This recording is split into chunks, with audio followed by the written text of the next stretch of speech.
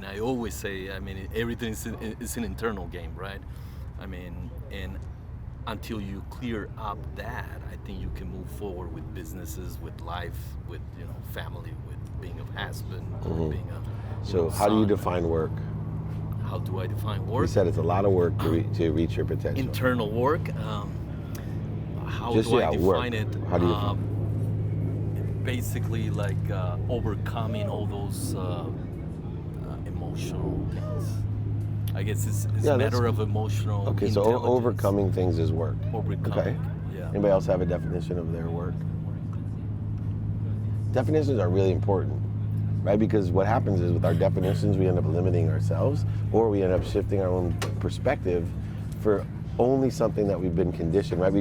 We're born with no beliefs. And so what happens is we learn off of people by watching our parents and people around us, but we also learn words. And then we learn these definitions, right? You got to go to work someday. And then people are like, oh, I got to work. But we never really think about how we define work, because we now have a belief system that has limitations because of what we watch, right? So if my grandfather worked 6 days a week, 12 hours a day, selling tires out of the back of the truck so he could have enough to build an auto parts store, and then he worked 6 days a week and right? Work has an emotional meaning to me. And I used to have that meaning.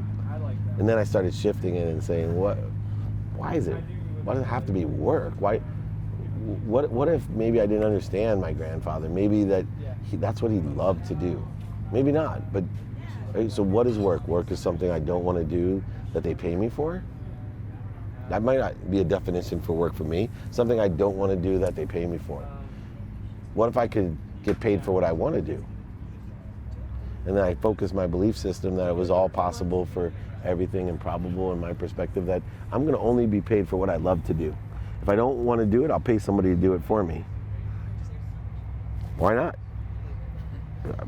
I don't like to worry. I'm going to pay someone to worry. Right? I don't like to drive, so I'm going to pay someone to drive for me. Why not?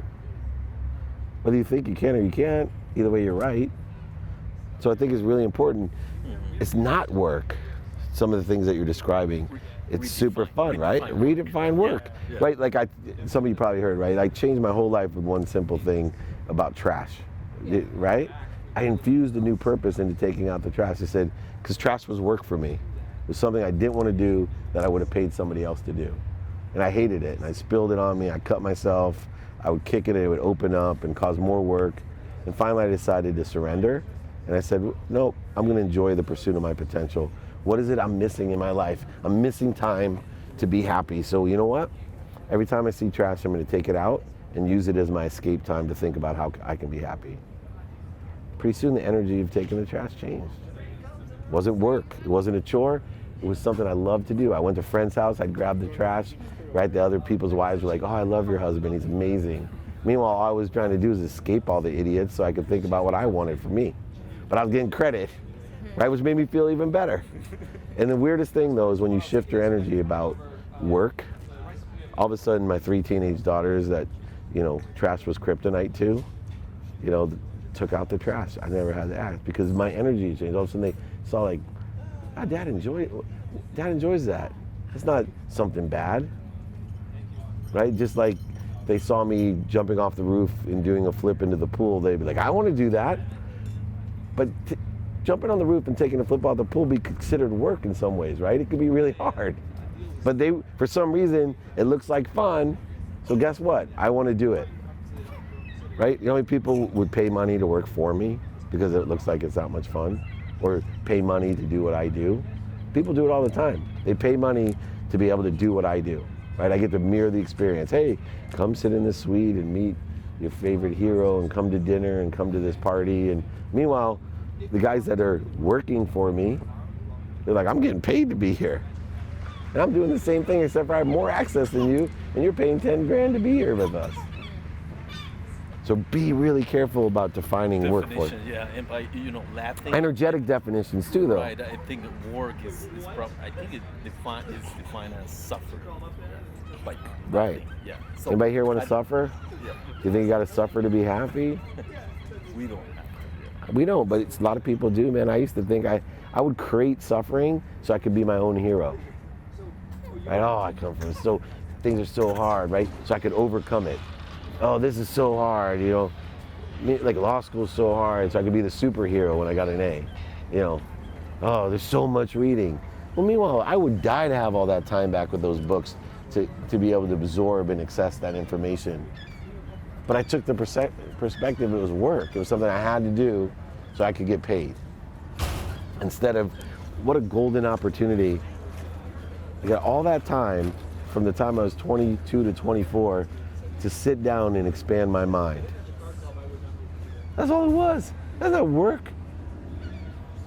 That's not work. I can't find one thing in my life now that I could define as work, because I'll infuse a purpose into it. I'll figure it out first, and then I'll do it. And if I really don't like it, right, and the reason I won't like it is I think there's a better use of my time, then I'll pay someone to do it so I can go hang out and do something I like even more. It's not that I don't like it. I can do the dishes and like it. I can, you know, drive my kids on errands and like it. But I use, people, you know, other parents, oh, I hate driving my kids. I'm like, are you kidding me? I learned so much. And just the fact that I'm so present and willing, like, Dad, can you drive me to the mall? Oh yeah. Do you need some money? Like, it's a different energy. And then when I get in the car, instead of complaining, hey, how's it going? Tell me about this. I'll ask them a question. What do you think about, you know, esports? Why do kids like Fortnite? Well, you know, I'll ask them all, but I'll get to know them. You know, what's your biggest fear? And then they'll tell me, I'll say, you know what, that was one of my fears when I was 14. This is what I learned.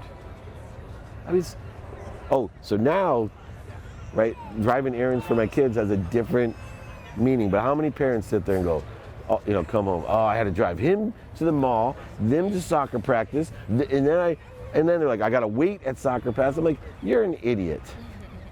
You're an idiot. Like, I love time when I'm at my son's practices. I put in my ear pods, right? And I either listen to podcasts and watch and like scream when he does something good and encourage him and be present and have information in my head that I can talk to him at the end of the practice, that I'm hyperly engaged. Or I've set up calls, interviews, or coaching clients of mine, and I work for an hour and a half while I'm watching the practice. And I'm enjoying all of it at one time, and I come home so happy and say, oh, that was awesome. He did so well at practice. And instead of, how many guys come home when I sit there the entire practice? Begrudgingly. It's all here. It's all making something of nothing. It's taking a piece of paper and a pencil and making $1 billion franchise. My friend invented Pictionary, right? I joke around, I go, there's a guy that in modern day dollars with a piece of paper and a pencil. We all had access to one,